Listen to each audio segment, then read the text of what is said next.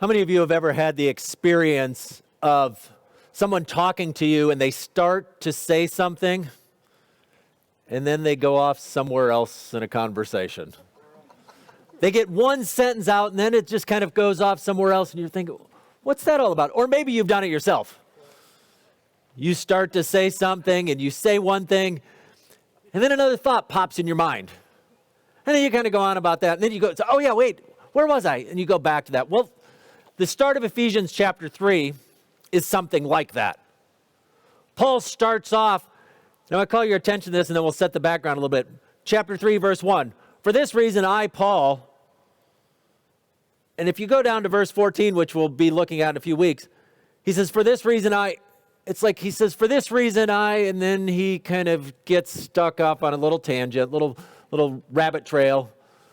And then he comes back to it for this reason. And so there's this interruption here, but it's an important interruption. It's a set of parentheses. It's this little thing where he sticks it in there as he's talking about something. So we're in a study on the book of Ephesians, and I've described the book of Ephesians as this drama. This picture of God has liberated the world through Jesus Christ. And Jesus now reigns as king over the cosmos. And we're being invited in to live out this drama. That God has called us to live into this new way of living. And he begins in chapter 1 describing what God has done. The way that God has provided blessings to us. And then chapter 1 continues with this prayer and where we're invited to pray and to be able to have our eyes opened.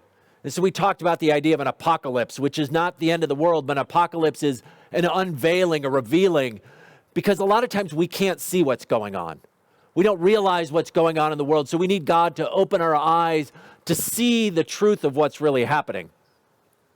And then chapter 2 kind of sets up what God has done in Jesus from two different perspectives. First, from kind of an individual perspective where he talks about us being caught in our trespasses and sin where we're stuck. But God sets us free so we're no longer living that way, but we're instead living as his new creatures and doing what God has done as we're new creation doing good deeds. And then there's this other perspective that we looked at last week where God takes down the walls and he sets it up from the perspective of the covenant or a group of people. And he describes Jews and Gentiles, these people that had this barrier, this wall of hostility where one group looked down on another. Something that our world suffers from a lot, where divisions are set up. And God says that in Jesus, that barrier, that dividing wall of hostility was brought down. And so we talked about how that if that wall of hostility has come down, then all walls of hostility come down. And in fact, that's a theme that will run through much of the book of Ephesians, and we'll follow that up a little bit here. And so here he's just finished this description of all that God has done in Jesus. And then he starts off, for this reason. In other words, all this stuff I just said, that God has freed us from our being stuck and dead in our transgressions and sin and raised us to new life, that he's torn down the barrier of hostility. He says, for this reason, wait a minute, I got something else I want to say. And he says, I, Paul, the prisoner of Christ Jesus. Now, if we've been reading the letter and we're not familiar with Paul, we think, wait a minute, he's a prisoner? Because this is new information for us. We learn more about it if you go back about 40 or 50 pages in your Bible to the book of Acts. In the book of Acts is this story of the early church. It's this narrative. And Paul ends up in prison a couple times. Not for dealing drugs, not for stealing, not for killing people, but he's ended up in jail oftentimes because the religious leaders accuse him of dissent, of fomenting rebellion, that somehow he's causing things, because sometimes he goes in cities and he starts preaching and people start to follow Jesus. And when they start to follow Jesus, they don't do things the same way. They may not worship the same gods. They may not want to be a part of the trade guilds. And it upsets the economy. And we all know that one of the worst things somebody can do is upset the economy. All of a sudden, people are out of jobs. People aren't happy about it, and so they have him thrown in jail. And sometimes it's because he's violating the principles. And so he's in jail, and potentially this time because at one time he was in Ephesus, and some of the Jews thought that he had brought a Gentile, in other words, a non-Jew. So again, the world is divided into two groups of people, at least for most of the people, as the Jews understood the day. There was Jews and there was Gentiles, and Gentiles simply meant everybody else. And so some people thought he had brought this Gentile too close to the temple. And so they were all upset about it, and they were saying, well, he's going to cause riots. And so they go to the Romans and say, this guy's causing troubles. He's a troublemaker. Paul's a troublemaker, so put him in jail so he won't cause all these problems. And so Paul, he says, I'm a prisoner. And then he says, I'm a prisoner of Christ Jesus. We think, wait a minute. Jesus isn't the jailer. Jesus doesn't know whose jail is he in? Rome's. He's in the Roman jail. But he's saying, I'm not paying attention to Rome. I'm paying attention to Jesus. And he says, for the sake of you Gentiles. In other words, the reason I'm in jail is because I've been out preaching, and I've been out preaching this word that I just said, that the barrier between Jews and Gentiles has been torn down. And people don't like that. Especially the Jews. They like to be in a position of superiority. They like to be in a sense of, we are God's chosen and you're not. And so he's saying, because I've been preaching this message, that's why I'm in jail. Now, my guess is that very few people you know would brag about being in jail. I mean, how many people do you know it's like, hey, this is awesome. I just got convicted and I'm in jail. I'm going to be there for the next 5 years. Can you believe it? But Paul essentially is saying this. I mean, he makes a point of saying, because the people in Ephesus, they may not even know he's in jail. Remember, they're miles away. There is no internet. There is no newspaper. There's no information travels by letters. And the fact that this one little guy, Paul, is in jail doesn't make the news. And so Paul is pointing this out for a reason, which again is kind of strange. To kind of brag about, hey, I'm in jail. But he's saying why? He says, I'm in jail for the sake of you Gentiles. And this is significant because he's talking about something important here. And so he goes on, surely you've heard about the administration of God's grace that was given to me for you. This administration that God has given grace, that is the mystery. We're going to come back to the mystery. So I've already written. But he says, this mystery is that through the gospel, the Gentiles are heirs together. And there's that phrase again, that they're brought together. I became a servant of the gospel by the gift of God's grace given me through the working of this power. Although I am the least of all the Lord's people, the grace was given to me. And so we keep hearing this word grace. In other words, God is at work in him. And what he's saying is that God has displayed his power. And again, we think, wait a minute. He's in jail. That doesn't seem like much of a display of God's power.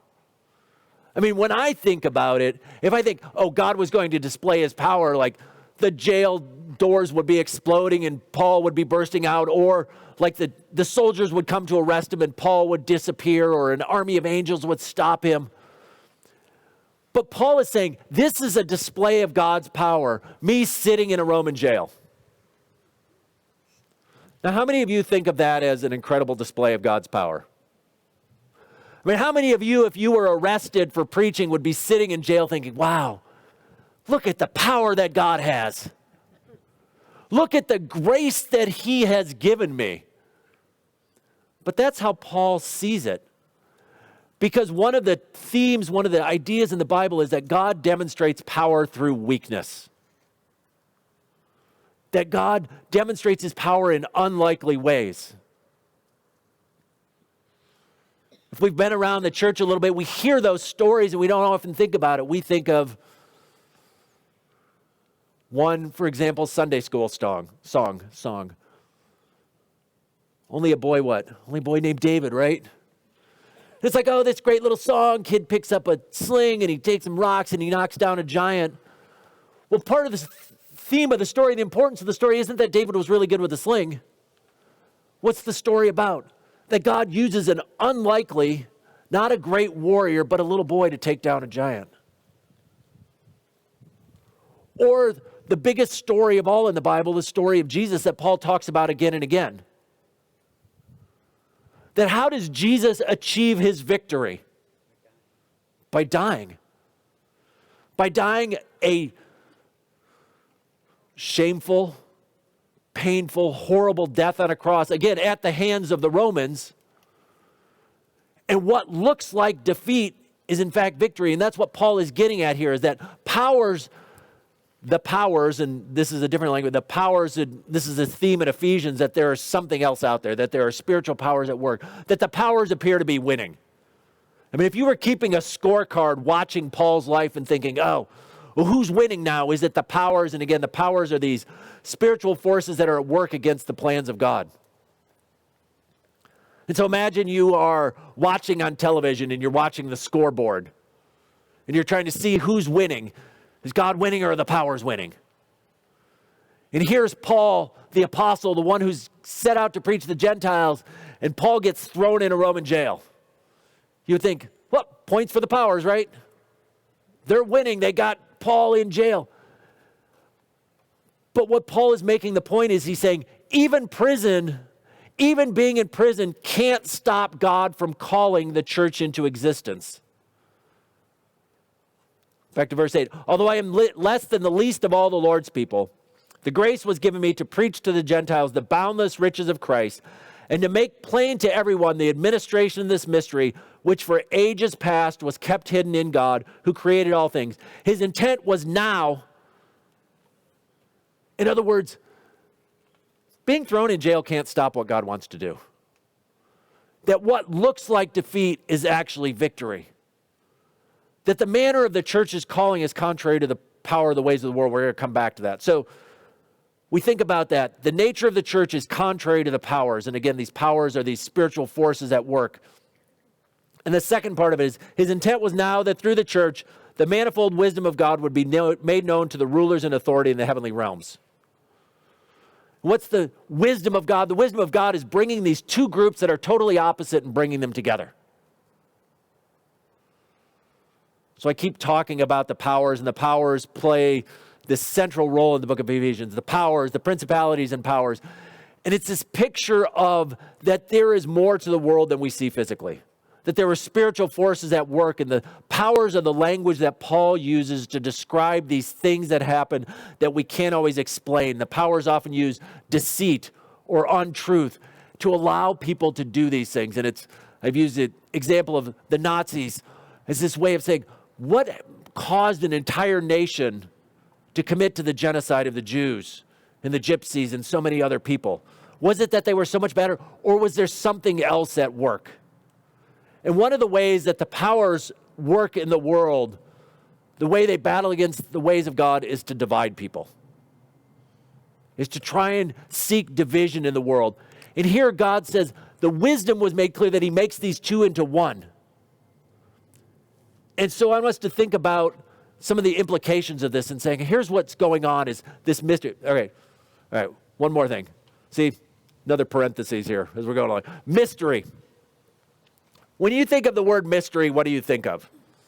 Maybe Agatha Christie, Sherlock Holmes. You probably think of a Scottish castle somewhere where this family that hasn't been together for a long time is gathered, and there's the weird uncle who nobody ever sees, and he shows up at the meeting, and there's the long-lost cousin who's got this thing, and there's the matriarch of the family, and then there's this curious butler who's off on the side, and over the course of the weekend in the Scottish castle, somebody dies, and everybody's trying to figure out who did it, right?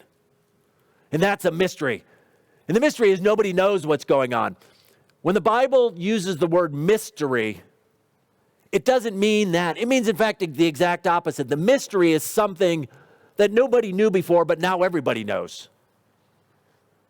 And so he's saying, that is the mystery made known to me by revelation. Paul understood it because God showed it to him. But the mystery is something that was hidden before, but now is revealed. And so we kind of have to flip our language here. Mystery isn't like, oh, I don't know what's going on. He isn't saying, oh, I've been given this mystery and it's up to you to figure it out. He's saying, here's this mystery and it's been revealed. And so what Paul is talking about is the importance of unity. And again, here he's saying, through the church, the manifold wisdom of God should be made known as these two groups were brought together. And so he talks the importance of unity. That somehow these two groups are brought together, that the barrier has been destroyed. And that when the church lives out unity, that somehow that's a proclamation to the powers. It's not that we're preaching to spiritual forces, but when we live in unity together, it's a demonstration of God's power and wisdom to the powers. So what does that look like? There are many different ways we can think about that to say, what does it look like when we live in unity? Because sometimes we just think, oh, we're supposed to be together, we're supposed to love one another. But what we don't realize is that that's living out this drama God has invited us into. That when we live out unity in the church, it proclaims something to the powers. So I'm going to think about that in two areas that maybe the church, we as a church can think about that. First is politics, and we spent part of a series last fall talking about it, but I want to bring up just one, and this was a recent poll that I saw from the UVA Center for Politics. And I was reading this, and I was astounded. And so they asked both Democrats and Republicans to answer a couple questions. And one of the questions, or one of the ways the things they were asked to respond to was this statement: the situation in America is such that I would favor red or blue states seceding from the Union to form their own separate country. The situation in America is such that I would favor red or blue states seceding from the Union to form their own separate country. In other words, they said, okay, do you think the country is so bad that some people just need to secede and start their own country?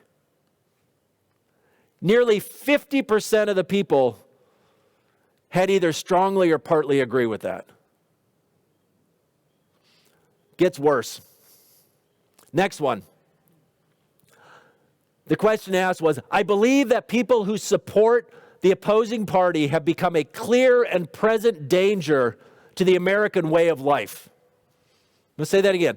So people said, okay, how do you strongly agree, somewhat agree, disagree, strongly disagree? I believe that people who support the opposing party have become a clear and present danger to the American way of life. Anybody want to take a guess what the percentage was for those who at least either somewhat or strongly agree with that? What? I said 56. 75. 75. So 3 out of 4 people believe that the opposing party, if they're a Democrat, they believe the Republicans are a clear and present danger. And those are pretty strong words. They're not like, oh, we don't like them. They've got some different ideas. Or 75% of Republicans, and it's almost split. It's not that it's just Democrats think that about Republicans or just Republicans. 75% think that the opposing party is a clear and present danger to the American way of life. Not just like they got some bad ideas and I disagree with their policies. Not just, I wish they would frame that a little bit differently. A clear and present danger to the American way of life. Now, if you start to think that about another person or someone who's a part of another party, do you start to think pleasant thoughts about them? I mean, does that well up feelings of love and goodwill towards the other person? If you are a Republican and you're thinking the Democrats are a clear and present danger to the American way of life, and I just love them. Or if you're a Democrat and you're thinking the Republicans are a clear and present danger to the American way of life, and I just want to have them over for dinner and see what we can talk about. No, what do? You start to divide and you start to demonize and you start to put those things down, and the powers win. Because it starts to, and in fact, as I've been reading some of these studies, and it's just I'm interested to learn about what's going on in the United States, and particularly in our country, is that oftentimes what we realize when people actually begin to have conversations with people from the other party, that they're oftentimes not as far apart as they think. That what they do, what people tend to do is we take the most extreme view of another group and put that on everyone in the group. So if we were to put it in sports. Now, some of you may know some sports fans where, we're in Michigan, so U of M, MSU fans, right? And there are some U of M fans who everything is blue and made. They've got the colors on everything, and they've got their personalized license plate, and they wear and they're just all in on it. And you might think that every University of Michigan fan is like that they can't see anything, and they just think it's the greatest team in the world, or if you're an MS. But you realize there are a lot of people who are fans who, they don't know who the coach is. They don't know, maybe not even be able to name the quarterback or whatever. They just like to watch the game and they enjoy it. And it's true the same in politics, where sometimes we want to paint the picture and say that every Republican is like this person who is way out on the far fringes, or every Democrat is like this person way out on the fringes. So what does this have to do with church? My guess is, and I'm fairly said, guess odds that there are probably some Republicans and some Democrats sitting here. And some of you may be thinking, I can't believe that. How could, and see, that's that kind of language. How could, and so what can the church do? The church can demonstrate to the powers and also to the world that it's possible that we can sit together and we can worship together, because what binds us together, what holds us together, what makes us one is not a political party, or as I've so often heard said, is not a donkey, is not an elephant, but is a lamb. That's what binds us together. And so when we sit together, when we're able to hear one another, when we're maybe able to get together and to say to someone who is a member of the congregation, and we realize that they're from an opposing party, we can sit together and say, tell me more about why you believe the way you believe. Help me understand your perspectives on this. And what we might be amazed is, oh, we agree actually on a lot of different things. Sometimes we agree on the same ideas and we just have a different principle on how we might approach those. And sometimes the difference isn't the idea, but how it's brought about. And so when we are able to do that in church, when we're able to allow that dividing wall of hostility to come down, we're able to sit together and to talk together, we demonstrate to the powers that we're not going to allow that to divide us. We're not going to split, because if we go back to that, the situation in America is such that I would favor red and blue states seceding from the Union. Imagine if we said that in church. If we said, I think we just need to split the church. Republicans are going to meet at 9 o'clock on Sunday morning, and the Democrats are going to meet at 6 o'clock on Sunday night. Or maybe you just need to go down the street and form your own congregation. But instead, we choose to live together and say, this is who Jesus has called us to be, that he's torn down the dividing wall of hostility. And what binds us together is Jesus Christ. And so we have conversations, we try and understand. And it doesn't mean at the end of the day we can't disagree on things. And I imagine we will disagree on things because we come at it from a different perspective. So that's one area. Second area, I was listening to a pastor, and he calls himself online, his handle or his website is the Autism Pastor. And he is a pastor who discovered that he was on the autism spectrum disorder. He was in his 30s before he realized this. But he's written some recent books on disabilities in the church. And as he was talking, he made an interesting point. He said that people with disabilities are the largest minority in the world. And I didn't get a chance to track down where he got to, but he said that people with disabilities are the largest minorities in the world. Nearly 20% of the world experiences some sort of disability. And again, disability or is disabled as it covers a very wide spectrum. But then we begin to ask ourselves, and as he was in this interview with somebody, is how do we adjust the way we do things in church? Are our churches places where we truly have the unity, where people with all different abilities can truly be together? In what ways can we do that? And as he was talking, I was thinking about the ways that we do that. Do we, and I think we do, we have people with differing abilities and we welcome, but are there other ways that we create barriers where we fail to live that unity? And I'm not suggesting some of you guys out there think I'm going to tell you need a project done, but this isn't my point. I want you to look at the platform we have here and think about something. If someone were in a wheelchair and wanted to participate in our worship team, it'd be quite a bit of work to get them up there, wouldn't it? Well, right. I mean, that's my point. But there are all kinds of, that's just one example. And like I said, I'm not saying let's build a ramp but the thing is, we often, those of us who don't have, well, we all have some, anyways, that sometimes it's easy to look beyond people because they're different and they have different abilities. And so we sometimes unintentionally exclude. We form and we set things. And so this pastor was talking about music. Now, some of you I know like your music loud. Some of you wish it weren't so loud. But some of you, for some people, the loud music is very difficult because, particularly for people like on the autism spectrum disorder, loud noises can be very disturbing. So what can also be bothersome is not knowing what's going on. I mean, I get up every Sunday morning and I've looked at the order of worship and I know everything that's going on. Some people, they said again, this pastor was speaking from his experience as someone on the autism spectrum disorder, of saying he kind of needs to know what's going on next. And he doesn't do well with surprises and things. And so it's beginning to think as a church, how can we pay attention to people who are differently able? How can we begin to do that? Because too often in the church, many people who are disabled simply don't go to church because it's too hard. There are too many barriers, whether they're physical or emotional or mental barriers. And so they choose not to go. And so how are we demonstrating unity that the church is one when we've got a place that doesn't fully welcome everyone? And if I sound like I don't really know what I'm talking about, because I don't. This is just something that's kind of in some ways new to me. I'm still trying to figure, I've thought about it a little bit in the past as I've in different congregations dealing with people, but begin to think more widely of saying, do we really do a good job of that?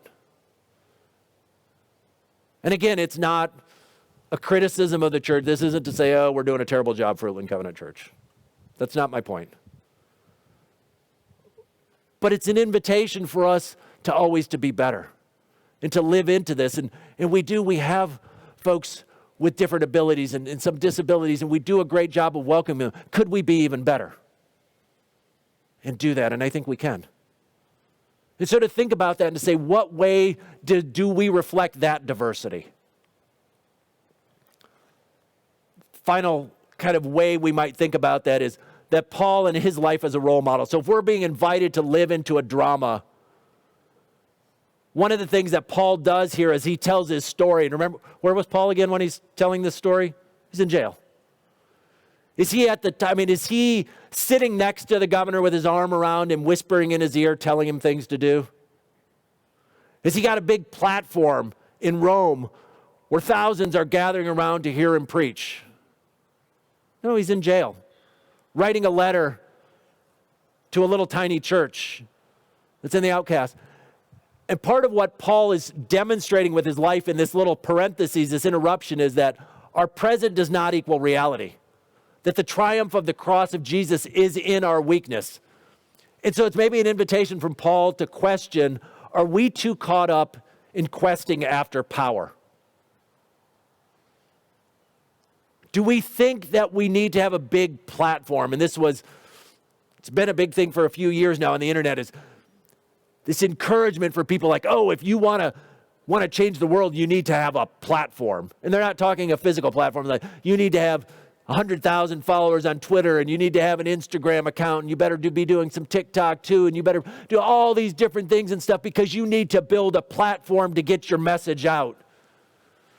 And maybe the better way is if you can sidle up next to the governor or to the president or to some people in the court system and stuff and get in the positions of power, because when we get in the positions of power, then we can have all kinds of influence and we can make a difference for Jesus. We don't have time to trace the history, but history says that doesn't go so well for the church. That when the church tries to seek positions of political power, inevitably the power corrupts the church rather than the church influencing the power. And so, or it might be a demonstration to us, here is Paul who changed the known world while sitting in jail. He wasn't in a position of power. The power isn't necessary to do it, because the only power isn't political power, but it's what? The power of God. Because he says what? Got to get to the right chapter here. He says, where he talks about the power. His intent was now that through the church, the manifold wisdom of God should be made known. and where he's talked about this and about the power that is available to him. He says, I became a servant of the gospel by the gift of God's grace, is verse 7, given me through the working of his power, which is language that goes back a couple chapters in Ephesians. The working of his power is the power that raised Jesus Christ from the dead.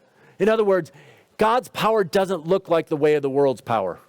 And so maybe it's a question for us as individuals, as a church, as a big church here in the United States is, are we too caught up in trying to get ourselves into positions of power so that we can have influence instead of depending on the power of God, which is the true power? Because when we try and seek the political positions, the entertainment positions, all those other worldly positions of power, what we end up doing is failing.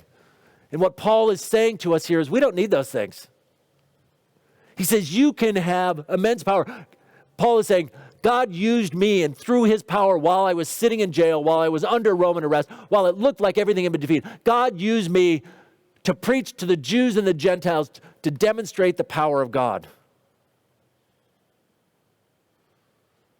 So I think it's an invitation for us, church, to remember, which power are we looking for? Are we looking for the power that the world offers and gives, or are we looking to the power of God? The same power that raised Jesus from the dead. Are we looking to that power, which is the true power that enables us to share this good news?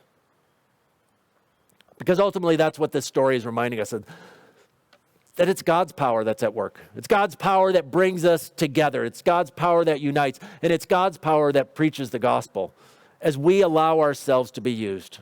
So may we be used by God in his power to preach the good news of Jesus. May we be used by his power to demonstrate to the principalities and the powers that we are a united people, that God has torn down every barrier. May we be the ones who live out this mystery. Amen.